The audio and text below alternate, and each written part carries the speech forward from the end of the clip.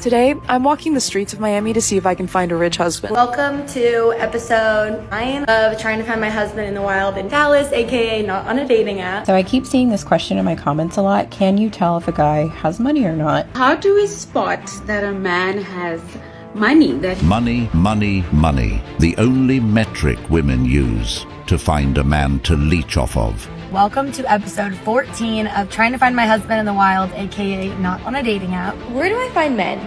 Like a man. I want a man to go on a date with. I am following in many of my friends' footsteps, trying to get off the dating apps. The idea of loving relationships are gone. Modern women are looking for a sponsor. Kindly subscribe to the channel, as it is our sole form of support. Thank you. Husband hunting? It's far too late for me, but trust your Auntie Kiki when she says that it's just as easy to fall in love with a rich man as with a poor man. In this case, our prey is Henrys. That's what I call high net worth individuals. Oh, all right, I'll call them millionaires. So 5 places to find a wealthy husband. 5th place, the gym. Something like Equinox, like nice gym. 4th place, a private membership clubs, maybe a Soho House. 3rd place, you want to go somewhere in the environment where they work, like lunch, happy hour. 2nd place, golf club. 1st place, weddings. Calling me a gold digger doesn't hurt my feelings. Like, how do I appropriately respond to that? I'm sorry that I like men who spend money on me. Since when did that become a crime? Because if it's a crime, I'm guilty as charged. I plead guilty on all counts. Well, it's not a crime at all, madam. After all, prostitution is, of course, one of the oldest professions. So you're allowed to sell your product. But these women who keep looking and searching for husbands don't qualify. They chase men with high standards and expectations, yet often fail to meet those same standards themselves. Many of these women focus solely on what a man can provide for them financially, emotionally, or socially, rather than what they can bring to the table, and often they're coming to that table empty-handed. One of the questions I get asked a lot is, why are you single? I'm single for a very simple reason. I'm looking for a husband, not a boyfriend. Get ready with me to go husband hunting in Chicago. Today we are looking for a very specific type of man. We're talking early to mid-20s, went to a Big Ten college, likes watching football, and is probably an ex-prop bro. Are they gonna make good husbands? Probably not, but it's fun for now. It's currently 9 a.m. on a Saturday, and I am not a morning person. It's Indiana's homecoming game, and I'm a post-grad sophomore, so it's time to get up and going. If you're new to Chicago, each Big Ten school has their own designated bar where the post-grads go for game days. My friends are going to Kirkwood's, which acts as an Indiana and Nebraska bar. Will's Northwood Inn, the place with the really good chicken Caesar wraps, is a Wisconsin bar. And I'm pretty sure that Gaslight is either Michigan or Michigan State. I don't know the other ones off the top of my head, but I'm sure if you ask around, they'll be very easy to find. Bye! This is exactly what I mean when I say some women choose to be single mothers. Are they gonna make good husbands? Probably not. This is a woman who isn't dating with the intention of finding a husband during the prime years of her life. Instead, she knowingly engages with men who clearly aren't husband material. She's aware these guys aren't going to be good partners or fathers, yet she still chooses to mess with them. And you heard her yourself. But it's fun for now. She's not oblivious to the consequences of her actions, but she's still making those choices anyway. At the moment, she's just looking for fun excitement. These types of women end up becoming women who screams, "Where all the good men," later on. I love when men call me a gold digger and try to use it as an insult, because it's just like, yeah, I'm a gold digger. Do y'all remember her? Every broke man's love language is physical touch and words of affirmation. I love how they get on these apps and just express how they love to just sell it. I'm officially done with the dating apps. I've tried them for years. They are not working.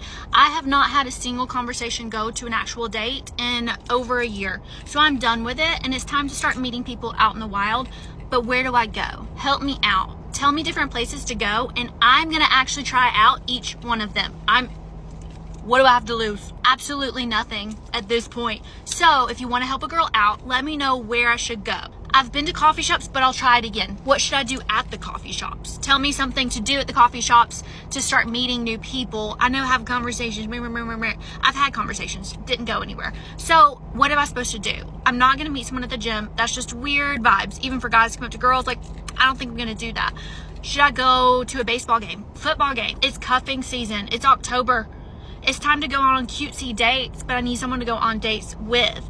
So how should I meet people out in the wild? Let me know, and we're going to figure this out together. I'm going to test these things out. So let me know, and I'll take one for the team for us. I'm going to try each one of them out. I'll rate it. I'll let you know how it goes, and we'll see which one is successful. Which ones are absolute disaster. Which ones I meet 0 men at. Like, I will let you know. Just tell me suggestions, and I'm going to test it out for us. The fact that all of these women are struggling to find a man just proves how much men are sick of dating in this generation. That's why they're going to coffee shops, golf courses, and other places hoping to find a man who values traditional connection and real conversation, rather than just another swipe on a dating app. Many men feel like they're being treated as nothing more than providers or stepping stones, instead of being valued for who they are as individuals. In this generation, dating has become a battlefield of entitlement and inflated egos. Many women hold high expectations for men, demanding financial stability, emotional perfection, while offering little in return. Women are starting to realize that the typical places where they've been searching for a man, like bars or online platforms, aren't yielding the results they expect. So they turn to quieter, more intimate spaces in hopes of meeting someone who doesn't just want a fling or a quick hookup. But that's after finishing roaming the streets. One of my best girlfriends and I were having lunch, and she was complaining to me about how this guy that she had hooked up with was super open and vulnerable with her when they were hooking up, but then she saw him at a party and he didn't even acknowledge her presence. I need to know where all the girlies are meeting these cute husbands that they have on TikTok, because I am done with Hinge. I have been on 3 Hinge dates in the last 6 months. The first one, I cried when I got home from the date because I didn't want to be there so much. The second one, I met him in Bali and he lives in the UK, and he's like perfect, but he lives in the UK, so that's not going to work. And the third one made a coffee date with me on Sunday. He was like, this time, this place, be there. Stands me up. So Hinge is dead to me, and I need some new ideas for dating. Where do I meet them? Please help. Where to meet high net worth men? Part 2. Here are 3 good places to meet a high net worth man. Let's get to it. What we're gonna stop doing is going to basketball and football games and sitting middle row when we can be going to F1 Miami or Austin. We're gonna start going to Art Basel and South by Southwest, because the degree of people that are coming, these are things that naturally just attract these type of people, right? It's art, it's finance, it's talks, it's good parties, it's good food. Look it up. Last but not least, if you want a little cute, nerdy, techie guy, Afrotech, because we're not looking for men who just have money or jobs. We're looking for men who have careers, okay? Gold digging lessons, huh? Amazing. The amount of women who agreed with this is not surprising at all. Instead of elevating themselves, these women want to find someone to rely on and fund their lifestyle. They see relationships with these men as a shortcut to success. If these women want a high net worth man, they need to be a high net worth woman themselves, or at least bring something equally valuable to the table. But let's face it, many of them do not fall into that category. This tactic is primarily used by broke women who dream of indulging in life's luxuries without putting in the work to earn them. They want the cars, the clothes, the trips, and the lavish lifestyle, all off the backs of men who spent years grinding to get there. It's entitlement at its peak, expecting rewards without effort, and it highlights a deeper issue in how some women view relationships. These women aren't looking to build with a man. They're looking to take from him. In their eyes, they see nothing wrong with that. They believe their presence is enough. Yeah, hi. So I was at an antique fair this weekend and I found this absolute gem of a book called How to Marry the Man of Your Choice. Finally, a book that leads women out of the singles jungle and into a happy marriage. Where do I find men? Like a man. I want a man to go on a date with. Recently, I don't know why, I've just been attracting boys, and it's been bad. It hasn't been great. I've tried the dating apps, really weird, strange, didn't like it. And so now I've just been kind of vibing by my lonesome. And like I see so many attractive people. Like recently I've been driving and I'll be looking out the street and I see like, whoa, gorgeous men. Gorgeous men. Where are they going? Where? Hello? Come back. I want you. So if anyone has any recommendations on where I can find a gorgeous man, that would be so helpful. Thank you. So you want to marry a wealthy man. You want to wear Lululemons and have unlimited lattes all day and go to Barry's boot camp and just live a life of leisure. How does that look for you after you've married him? Like, have you discussed if you're going to be on a budget, if you're going to be on an allowance? As a grown adult, do you have to ask permission before you buy something? Like, imagine being a grown adult and being like, I want to buy this. Can I have permission? Is that how you want to live? Because now you're not working and you've placed yourself out of the workplace because you've taken time off while he's building his career. And so what happens if you get divorced? That Moroccan footballer was a millionaire. She thought she was getting half and he put everything in his mother's name. I'm just saying, what does life look like for you? Have you thought about saving money? Because you're aging, you're having kids, your stock is dropping, and he's just becoming more and more successful in his career. Sadly, as women, when our prime is past, it's kind of like we're slightly disposable. I just don't think you girls have thought this marry a wealthy man plan through. As a matter of fact, they don't think it through. These women want to date a wealthy man because of the lifestyle, not because they genuinely love or care for the man. It's all about the status, the vacations, the shopping sprees, and the social media-worthy moments that come with being attached to a wealthy partner. But when it comes to sticking around through the hard times, their true colors show. With women like that, you have to be extremely careful because as soon as a rainy day comes, their foot is already out the door, looking for the next opportunity that serves their interests. These women are opportunists to the core, and their loyalty only lasts as long as the benefits do. They don't see relationships as partnerships, but rather as transactions, where their commitment is conditional upon the perks they receive.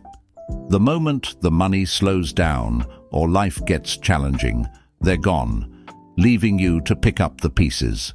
After 4 years of living in Seattle, I finally figured out how to get men to approach me in the wild. And I've never been to a game, I don't do sports, but I know for a fact that every hot man that I know loves the Sounders. I was at Trader Joe's today and I was wearing the scarf because I went to grab groceries and it was cold.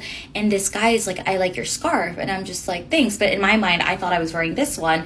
And then he starts chatting with me and he was really cute. And then I realized it was a Sounders scarf. And then I went to the frickin' co-op right after that. Guess what happened? Someone else complimented my scarf.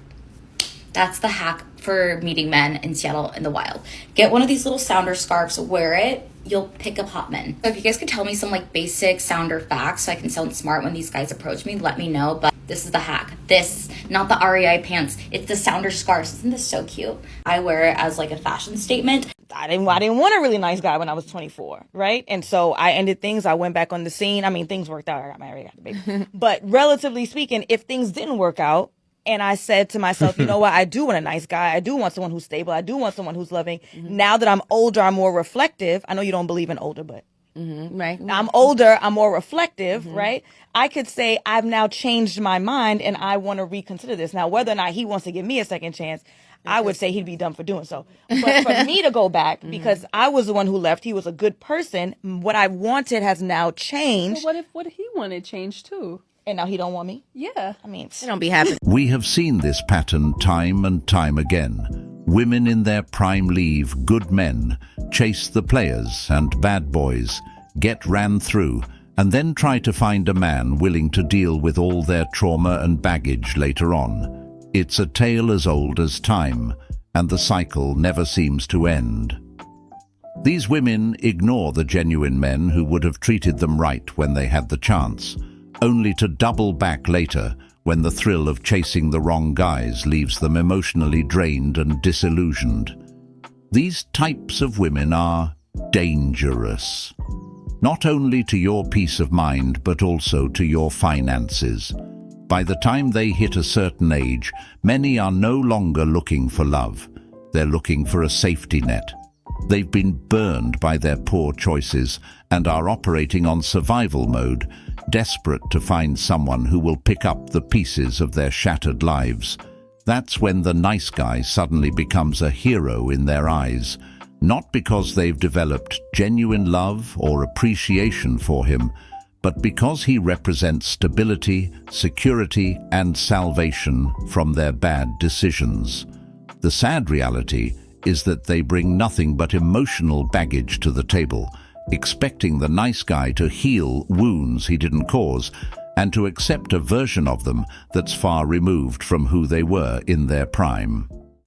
Hey y'all, my name is Alyssa and I am following in many of my friends' footsteps, trying to get off the dating apps. I do not know why it is so hard in Dallas to find a nice, genuinely kind man, but I'm so tired of dating apps, as I know many of you are. So we are trying to find a man out in what we are saying is the wild. So pushing ourselves out of our comfort zones, going into new places that we're not used to usually going, becoming more approachable, and hoping that we can find a man outside of our dating apps. So that is the goal today.